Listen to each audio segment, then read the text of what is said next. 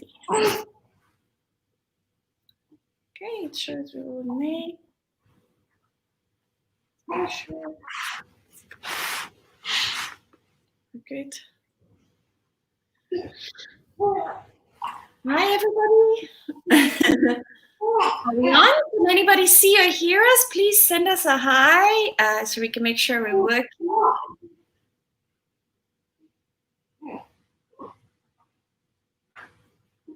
I should have gotten the bouncer. So we'll give it a couple of minutes and just make sure we're on and ready to go. Okay, seems like we are good to go. So there you go. All right, hi everybody. So thank you very much for joining us again on this beautiful day from Belly Baby Mum and World Prematurity Day, which is tomorrow and week. This week we're hosting a number of talks regarding prematurity and just to bring awareness to preterm birth and the concerns preterm babies and their families have. We're also lucky to work in collaboration with Smaller Mighty Babies, who help so many families here in the UAE to actually support them through this journey they have. So I'll introduce myself quickly. I'm Franki from Baby Bloom. I'm part of the Belly Baby Mum Collective. I'm a doula, as a childbirth educator, as well as a breastfeeding counselor and a baby wearing supporter, or I should say peer supporter. And then I am a mum of a almost 2.5-year-old, and I am expecting my second. So if I do shed a tear today, it's not just, I'm pretty sure it's a sensitive subject. Shireen had me bawling my eyes out yesterday. But these stories are so great and uplifting. I'm so happy to share it with it. So these series of talks are also sponsored or supported by Pigeon Arabia, a brand developed by experts, loved by mums, with products designed to care and protect our little ones, all the way from maternity to childcare. So I'll introduce Anisha. She's joining us today with our guest of honor. She's one of our warrior mamas, and I'll let her tell you who she is. Hi, everyone. My name is Anisha. I've been living in Dubai for a very long time, nearly 14 years. And I am a Pilates instructor. And I am also a mom of a 2.5-year-old. And this is our little second one. Well, technically, you're the third one, but she's our little warrior baby who was premature and spent a fair amount of time in the NICU. And she's decided not to nap today, and so here she is. It's okay. We love having her. Yeah. She's all the one we're talking about, so it's nice to put a face to her story. So, hi. And she's super cute anyway, so she'll provide us all with lots of entertainment, I'm sure. I'm sure. So, Anisha, would you like to just share your maybe your pregnancy story and how you came along or something? Yeah, sure. Well, I had she was actually our third pregnancy. I had a second pregnancy after my first one, which ended in a miscarriage at about 11 weeks. And so I was very fortunate that we got pregnant again quite quickly the third time around. And it was your typical normal pregnancy. You know, I was extremely miserable and sick the first trimester. I've always been very miserable in the first trimester. The second trimester hit and things started to look up. Everything was fine. And it's a whole different story when you're pregnant with an older child, because you don't get time to sort of relax and put your feet up as you would the first time around. So I was running around a fair bit. Yeah, exactly. You know, you're very, very active, extremely active the second time around. The only difference in this pregnancy was that I did fall sick a couple of times, which I'm generally not someone that falls sort of ill very easily. I've gone like a couple of years without falling sick at all. But this pregnancy, I fell sick like 2 times, just like colds and flus and things like that, fevers. And it just so happened that there was one Friday where I got sick again, and I had a mild fever, but no other symptoms, just a fever. And I just thought it was another bug that I caught. And so my husband took my older one out, and I just kind of hung out at home and, rested. And then the Saturday came, and I felt completely fine. Everything was okay. And we went out, I remember that day. And then the following Sunday, I started to feel the symptoms again. I was just feeling a bit feverish, a bit tired, and I was just extremely fatigued. And the Sunday night is after I put my daughter to bed, my older daughter to bed, oh yes, we're not happy with this. After I put my older daughter to bed, I started to feel some cramps, and kind of wasn't sure about what they were, because when you're pregnant you feel all kinds of things. It's cramping is pretty common when you're pregnant, and it could be muscular, it could be anything. And so I just kind of kept it in mind, and I kept going about my business. But at about 10 p.m. I noticed that they were sort of waves of cramps. They were coming and they were going, and they were coming and they were going. And with my first child, I never experienced labor, because interestingly enough, even my first pregnancy, I started bleeding at about 34 weeks and had to be prepared for a premature labor. But fortunately, she stayed in, and because I had placenta previa the first time around. Okay. And so I had a scheduled C-section at 37 weeks. So I never experienced labor. So I had no idea what to expect. They just kind of felt like regular period cramps.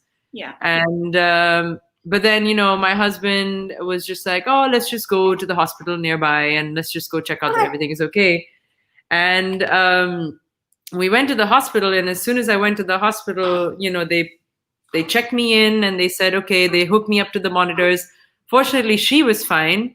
But when they checked me, they did an internal examination, and I was already dilated about 1 centimeter, and they said, you're having contractions. Oh, and I said, okay. And it was a very surreal feeling, because I was like, on the one hand, I was like, okay, so I'm in labor. This is weird. On the other hand, it's like, wait a minute, I'm only 24 weeks. I wasn't even 24 weeks at point. I was just shy of 24 weeks, a couple of days shy. And I was just having nonstop contractions, coming and going, and they were just getting more and more frequent. But I was just kind of stuck at 1 centimeter for a while. And so they said, you're not going anywhere. And the funny thing was that we weren't actually planning on being in that hospital. We were just very fortunate that it was a hospital nearby. It was Mediclinic Parkview. Okay. And it's like literally 5 minutes away from our house. We were originally planning to go to Zahra, because that's where I went with my first child. And that's where my doctor was doing her births. And so we checked in, and we were just kind of freaked out, and we're like, okay, what does this mean? And I just kept telling myself that, okay, everything's going to be fine. I'm going to go home the next day. And I had clients, who were booked in, and I just said, oh, don't worry, I'm taking the day off, but I'm going to come back tomorrow. And, you just kind of tell yourself everything is going to be fine. I was just in denial. And they weren't necessarily suggesting that I was actually going to give birth, but because, and I'm sure you know this, that sometimes you can be 1 centimeter dilated, but if the contractions stop, they could sometimes do a little stitch in the cervix. Yes. And make you sort of prolong the pregnancy for as long as possible. Oh, lovely. And but unfortunately, the contractions weren't stopping. And when they did my blood work, they found out that I had a very, very severe infection. And I actually watched Asli's interview yesterday, and she had the same thing. And it's pretty crazy that they can't figure out what this is. And I had an infection, and we had no idea what the infection was, where I got it from, what kind. They just knew it was a bacterial infection, and none of the antibiotics they were giving me were working. All right, Baba. Okay. And yeah. She's going to be moaning through this one. And so they just basically said, you're not going anywhere unless your contractions go down or you respond to any of the antibiotics. You cannot leave, because you could literally go into labor and you could dilate and give birth. And they did everything that they could to keep me going to 24 weeks, because I was 2 or 3 days under. And so I was in the hospital for Okay. I'll just grab a toy. Yeah. Go ahead. Grab a toy. Sorry. No, don't worry. We keep ourselves busy. Yeah.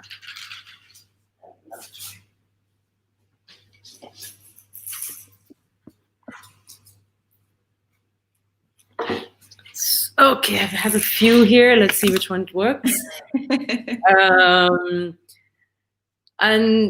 Yeah, so essentially I was there for 3 days. I wasn't allowed to go back home, and I had my older daughter. I just kind of left her and went away, and I was just stuck. I just kept having contractions. They weren't going away. I had no fever. I had no symptoms. I had nothing. It was just the contractions. It's as if interesting. Okay. I'm sorry. I tried to get a nap. I'm pretty sure a lot of people watching today are moms and understand completely. I hope so. Yeah, and so it was literally. Sorry, she's distracting me. Do you mind if I get her bouncer? I'm gonna try to get something to calm her down. Oh yeah. Okay, let's see if this works.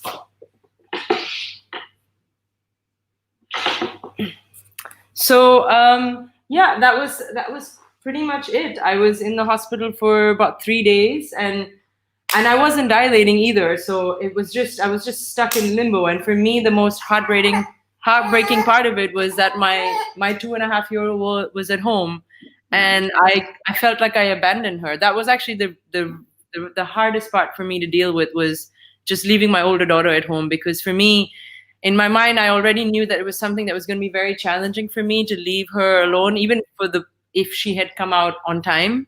To leave her alone for 2 days, that was very hard for me. But then I literally disappeared on her for 5 days, and that was one. Even now, thinking about it can get me really emotional, because that was extremely hard for me to deal with. Taking off on her. She wasn't even 2 yet at that point, so she was a baby. And I'm sure at this point you weren't expecting to. You were probably not preparing her all that well just yet, because you're No, I wasn't. Yeah, we had just started the whole books on being an older sister and talking about it, and she wasn't even we weren't in any way ready at all to leave her like that and have a baby. So finally, I think on the third night, I started to. I mean, the thing was that during the day, I would be moved to the maternity ward, because they would think I would get better, because my contractions would space out. Okay. But at night, the contractions would get more frequent, and I would be moved back to the labor ward. So I just kept going back and forth from the labor to the maternity to the labor. And they were just pumping me with all kinds of antibiotics just to see what would work, and nothing was working. And I think finally on the third night, I started to, during the third night, all through the night and maybe into the evening as well, and then into the night, I finally started dilating. And then we got to, by the fourth morning, which was the day that she was born on the 11th, we finally got to, I think, 6 or 7 centimeters. I had dilated. It was as if my body was like, all right, we need to get this baby out. This baby needs to come out, because there was so much infection in my uterus. And it was coming to a point where it was going to be dangerous for me as well as for her. And if we needed to, get her to survive, she needed to come out. Yeah. And so it was, when we did the scans at the hospital, they were under the impression that she weighed about 700 to 800 grams, which you might know is the heavier they are, the better chances of survival, because the more mature their bodies are, the bodily functions are. So we were like, okay, cool. She's coming out at 24 weeks, but she's got the weight on her side. And then finally on the 11th, in the morning at 9 or 9:30 a.m., I mean, I was exhausted being in labor for 3 days. And my body wasn't actually ready to birth a child, but we had to birth the child. I had to force my body to push the baby out, which in a way was actually interesting for me because I wanted a VBAC the second time around. I was working towards a VBAC, but so I did get my VBAC, which was I'm very grateful for, because the doctors normally they would do a C-section in these cases, but they didn't in my case. They said, you need to get this baby, we need to push this baby out. But it wasn't an ideal condition because I wasn't fully dilated, physiologically I wasn't ready for birth as well. But we did it anyway, and she came out, and I have a very faint memory of her being finally coming out, and I saw her. She literally looked like she looked almost, it's going to sound a little bit odd to say, but she did look like a little alien, like it was just skin and bones. She fit in the palm of my doctor's hands. She showed her to me and she said, do you want to have a look at her? And I looked at her, and all I remember is that she let out a little squeak. And that kind of told me that, okay, she's alive, number one. And then they quickly took her away behind the curtain in the same room to intubate her. And when they intubated her, they found out that she was actually only 460 grams. And suddenly her survival rates just dropped from already that wasn't too much. I think she had a 40 to 50% survival rate. And then when my husband was there, they told him that she weighs 460 grams. And he was like, well, what does that mean? And, he was like, you know what? I don't even want to know what that means now in terms of her survival rates. And then she was quickly whisked away into the NICU, and she spent a very long time there. She spent 97 days in NICU. And the worst part about this actually was that she was born a week before the lockdown. So we were in a lockdown when she was in the NICU. So we barely got to see her, actually, which made things... I was going to ask, what did your visiting look like? Did you manage to... It wasn't great. I mean, the first few days we were normally you're allowed to go to the NICU as many times as you want. Yes. You can pump there, you can breastfeed there, you can do whatever you want. But in our case, it was different. We weren't allowed to see her. We were allowed to see her for the first few days, and that was just when the corona scare was kind of heightening in Dubai. And then unfortunately, my mother-in-law, who lives in Dubai as well, she lives down the road from us. My mother-in-law got ill, and she got checked into the same hospital because they were worried that she had corona. And because we had seen her just a few days before, we weren't allowed to see Leia for 5 days. And that was just maybe 3 days after her birth. Yeah. So we couldn't see her for 5 days. And then after that, we went back to the hospital. And I think a day or two after we went back to the hospital, the lockdown happened. And then they restricted the timings to 2 hours in the morning and 1 hour in the evening. And that's all we could see her. And that was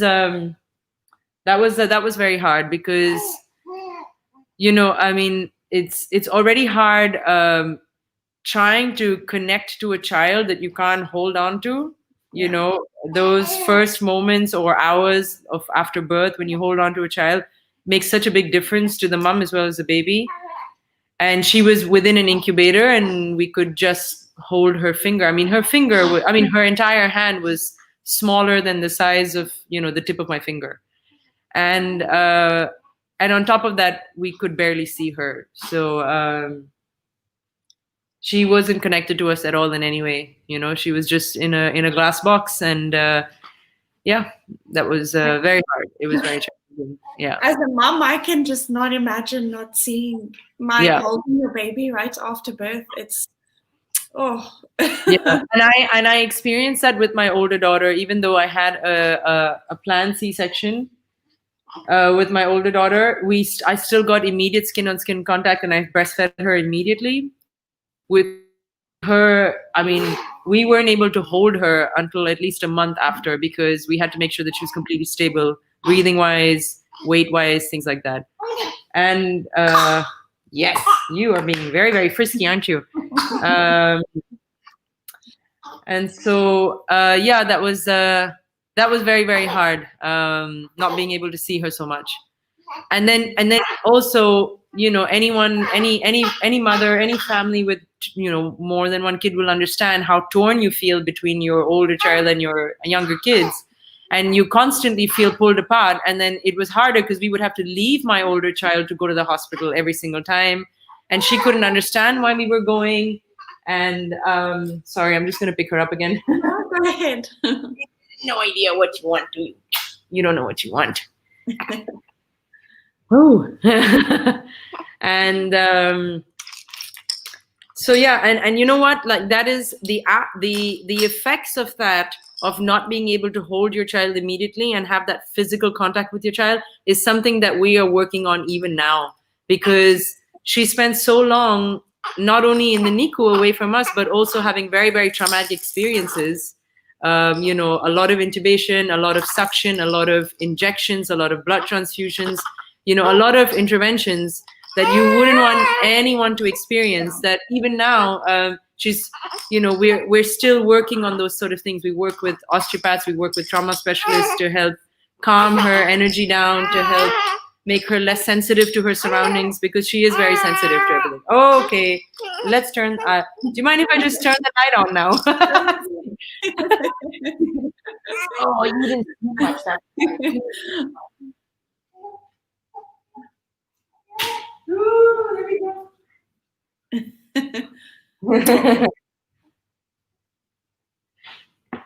Yeah. Oh. Okay. Look at me.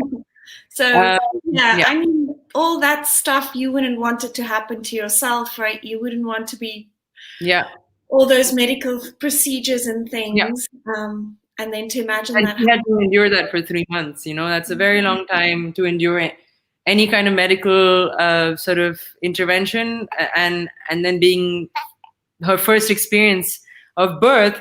If you would think about it, the first experience of a baby is, if they were to be breastfed, is usually you latch them straight onto your breast or you put them on your chest. Her first experience was birth, was having plastic tubes in and out of her mouth, you know. So, but you know what? She, all things said, she, it, you know, when you think about it, when you get some perspective, I know moms, I know kids who were born at the same time who've had a lot harder experiences. We were very fortunate that she had no surgeries. She somehow, all things considered, she actually sailed through her NICU experience pretty smoothly, you know. And I was able to keep pumping, and fortunately, I was able to give her enough milk the entire time. I didn't struggle with my supply until she came home. But as long as she was in the NICU, we had no problems with milk, right? Oh, that's great. So you managed to actually get pumping and get your supply going. Yes, and this is where Lala comes in as well, because I was very fortunate to get connected with Lala in the last minute. Because while I was in labor in the NICU, I was just reaching out to all the networks that I'm on, like all these support groups on Facebook, breastfeeding support groups, all kinds of things, and everybody connected me to Lala. And it was as if the planets kind of cosmically aligned, because she just happened to be available, and I've never met her before, and I knew I wanted a doula for my VBAC originally, and I had never met her, and she was available, and she managed to get there when my labor started, when I was finally dilating. And she was there during the birth. She was there to help me with the first drops of colostrum. She was there, you know, the first week that I needed, in terms of pumping, in terms of how to start that whole process.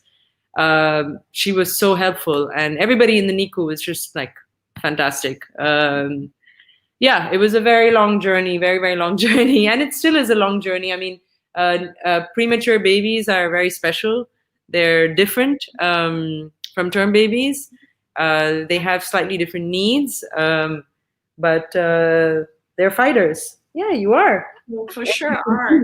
And how did you find being at home? How did the big sister handle it?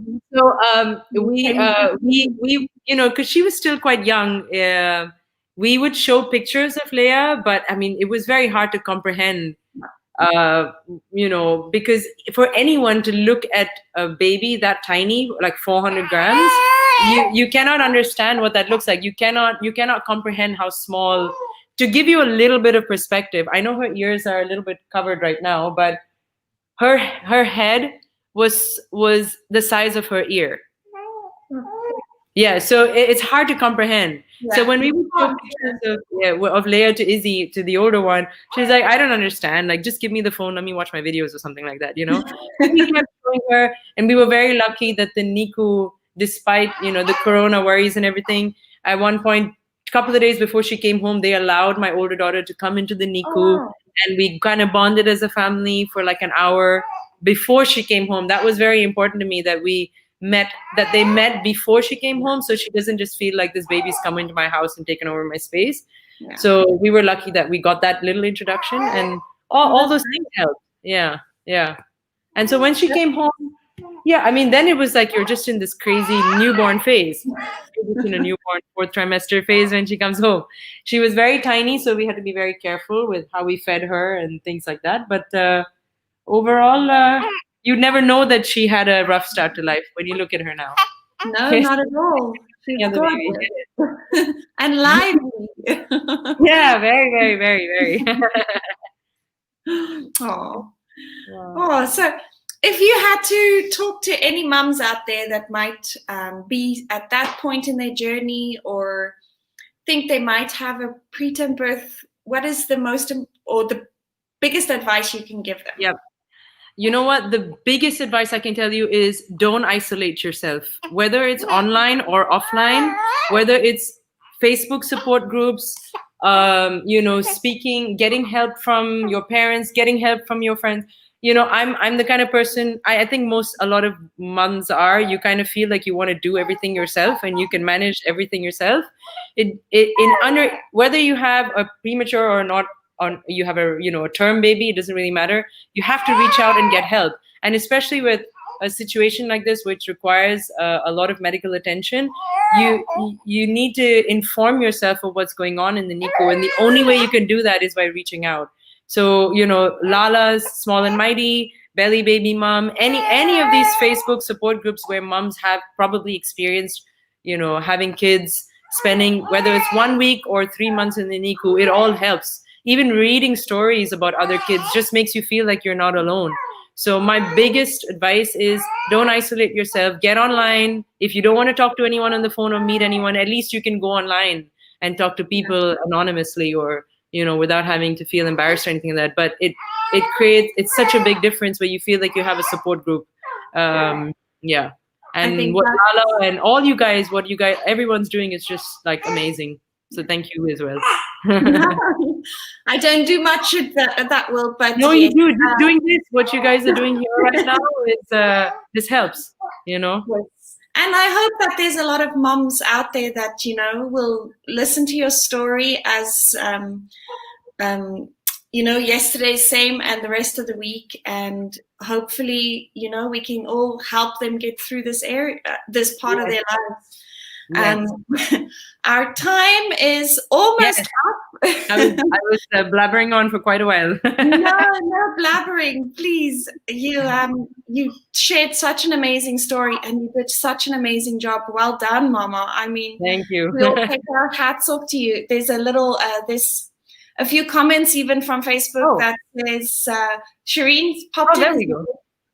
Can you see that? Yeah. Bless you, Anisha. Your little one is beautiful, just like her strong warrior mama.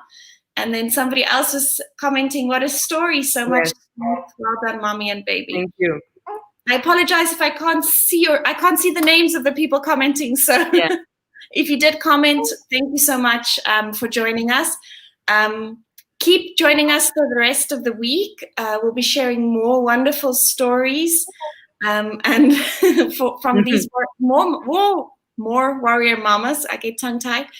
At 5 o'clock, please stay tuned. Panju, one of our baby care specialists, is going to give you some tips and tricks about baby massage and kangaroo care to help you get through all those struggles. And thank you so much, Anisha, for joining us. It was lovely talking to you. Thank you so much. Thank you for having me. Thank you. Bye-bye. Thank you, everybody. We'll see you next time. See you. Bye.